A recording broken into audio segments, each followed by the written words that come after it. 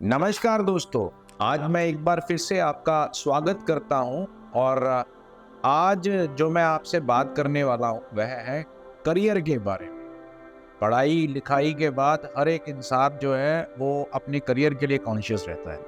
आज जो हम डिस्कस करने वाले हैं कि आप बतौर करियर में जॉब करेंगे या बिजनेस, उसके ऊपर मैं डिटेल में आपसे चर्चा करूंगा और कुछ महत्वपूर्ण बातें भी बताऊंगा जिससे कि आप कुंडली देखकर खुद जान जाएंगे कि आप के लिए जॉब अच्छी है या फिर आपके लिए बिजनेस अच्छा रहेगा।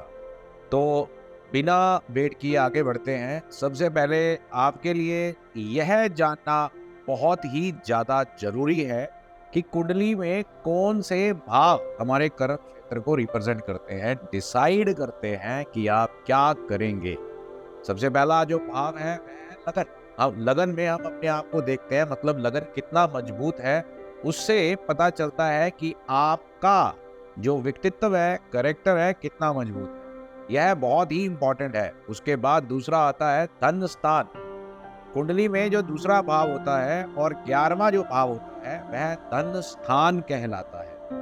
उसके बाद अगर हम बात करते हैं तो तीसरा भाव, जिससे हमें पता चलता है कि व्यक्ति कितना मेहनती है, वह कितना परिश्रम कर सकता है, कितनी मेहनत वह करेगा और कितना वह संघर्ष करेगा अपने जीवन के अंदर आगे बढ़ने के लिए। उसके बाद अगर मैं बात करता हूं तो वह बात करता हूं सिक्स्थ हाउस की, जिससे हमने नौकरी का पता चलता है।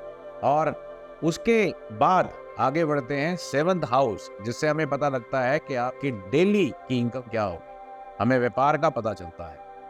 यह भी इंपॉर्टेंट भाव होता है यह जानकारी लेने के लिए। इसके बाद चलते हैं 10वें हाउस के ऊपर, जो कि बहुत ही इंपॉर्टेंट होता है, जिससे कि हम कर्म स्थान भी बोलते हैं। व्यक्ति का स्टेटस क्या रहेगा, वह कितना नाम शोहरत कमाएगा, मान कमाएगा, इज्जत कमाएगा, वह यह क्षेत्र जो है 10वां जो भाव है कर्म क्षेत्र कहलाता है, उसी से पता लगता है। यह सब कुछ भाव हैं कुंडली के जो इम्पोर्टेंट रोल अदा करते हैं यह जानने में कि हमारे लिए नौकरी बेटर रहेगी या फिर हमारा व्यवसाय। आइए जानते हैं रूल नंबर 1। अगर हम अपनी कुंडली को ध्यान से देखें, ज्यादातर ग्रह दूसरे से छठे भाव के मध्य हैं। इसका मतलब आप नौकरी को चूज करेंगे। और अगर ज्यादा ग्रह 8वें से 12वें के बीच में है, उसके मध्य में है, तो इसका मतलब है कि ऐसा जातक, ऐसा व्यक्ति जो है व्यापार की तरफ जाएगा, व्यापार को चुनेगा, चांसेस बहुत ज्यादा बढ़ जाते हैं। अब बात करता हूं कि सेकंड रूल क्या है। अगर 10वां भाव का स्वामी छठे भाव में जाकर बैठ जाए, फिर छठे भाव का जो स्वामी है और 10वें भाव का स्वामी एक दूसरे से किसी भी प्रकार से संबंध बना ले। जी हाँ, अगर यह संबंध बना ले, वह दृष्टि संबंध हो या फिर आपस में युति हो जाए उनकी, किसी भी प्रकार से एक दूसरे के साथ संबंध बना ले, तो कुंडली में नौकरी के योग जो है वह प्रबल हो जाते हैं, मजबूत हो जाते हैं, स्ट्रांग हो जाते हैं। इसे हम एक बार फिर उदाहरण के साथ समझते हैं। एक उदाहरण कुंडली के माध्यम से मैं आपको समझाता हूँ। हम एक तुला लगन की कुंडली को पकड़ लेते हैं। इस कुंडली में दशम भाव का जो स्वामी है वह चंद्रमा 6th हाउस में जाकर बैठा है। इसका मतलब यह है कि व्यक्ति अवश्य नौकरी में ही दिलचस्पी रखेगा और वहीं जाएगा। अगर दशम भाव का स्वामी चंद्रमा और छठे भाव का स्वामी आपस में युति बना ले, यानी कि चंद्र और गुरु एक साथ किसी भाव में युति बना ले, तो वह व्यक्ति भी नौकरी की तरफ ही जाएगा। अब हम बात करते हैं थर्ड रूल के बारे में। अगर लगन का स्वामी 10th हाउस में हो या लग्नेश और दशमेश का आपस में संबंध बन रहा हो, तो ऐसा व्यक्ति व्यापार की तरफ ही जाता है। इसे हम एक और उदाहरण कुंडली के साथ समझते हैं। अब एक हम कर्क लगन की कुंडली को लेते हैं। इसमें लगन का स्वामी जो है वह चंद्र अगर 10वें भाव में बैठ जाए, तो या फिर लग्नेश और दशमेश आपस में युति बना ले, यानी कि चंद्र और मंगल एक साथ दशम हाउस में बैठ जाएं, तो हम ऐसे कह सकते हैं कि ऐसा व्यक्ति व्यापार की तरफ ही जाएगा, अवश्य जाएगा। अब हम अगर बात करेंगे फोर्थ रूल की, तो फोर्थ रूल क्या है? जब सूर्य हमारी कुंडली में मजबूत अवस्था में हो, तब भी व्यक्ति जो है सरकारी नौकरी में चला जाता है। यदि सूर्य कुंडली में दूसरे स्थान में, छठे स्थान में या 10वें स्थान में बैठे हो, चाहे लगन कोई भी हो, तो भी जो व्यक्ति है वह नौकरी की तरफ जाने के चांसेस उसके बहुत ज्यादा बढ़ जाते हैं। मतलब आप समझो कि उस टाइम उसके वो नौकरी पे गया ही गया।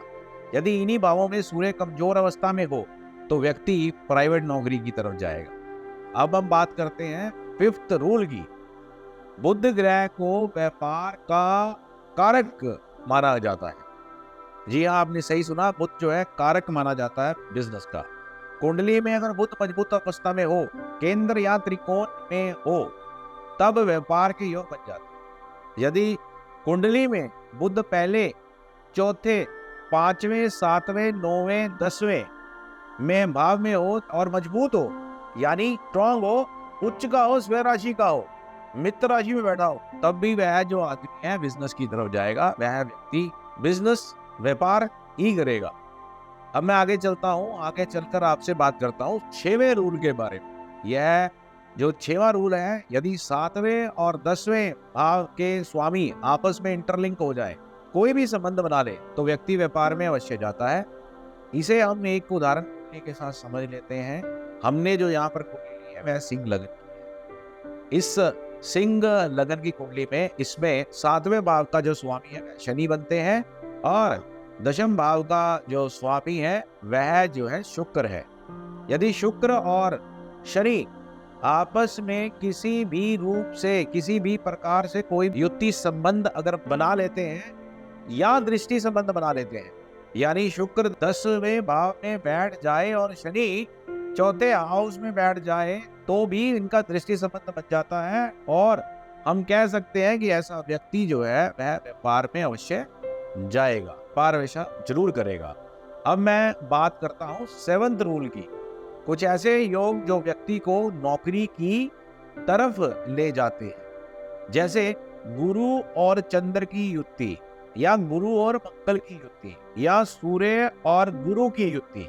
सूर्य और गुरु की जो युति होती है वह ज्यादातर जो इन कुंडलियों में होती है वह सरकारी नौकरी की तरफ चले जाते हैं। अब कुछ ऐसी युतियां जो व्यक्ति को विशेषकर व्यापार की तरफ लेकर जाती है, जैसे कि चंद्र और शुक्र की युति, शुक्र और बुध की युति, शुक्र और शनि की युति, शनि और बुध की युति।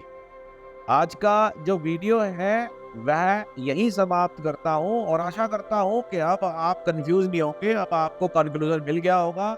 आपको जितने मैंने रूल बताए हैं, 7 रूल बनाए हैं, इसके अंतर्गत आप जो है अब नौकरी करेंगे या बिजनेस, आप ही नहीं, आपके अपनों जिनको भी आप जन्मपत्री देखेंगे तो आप आसानी से ढूंढ लेंगे कि आप जीवन के अंदर क्या करने वाले। जीवन जीने का नाम है, काटने का नहीं। मस्त रहो, व्यस्त रहो, आगे बढ़ो। हर हर महादेव। धन्यवाद।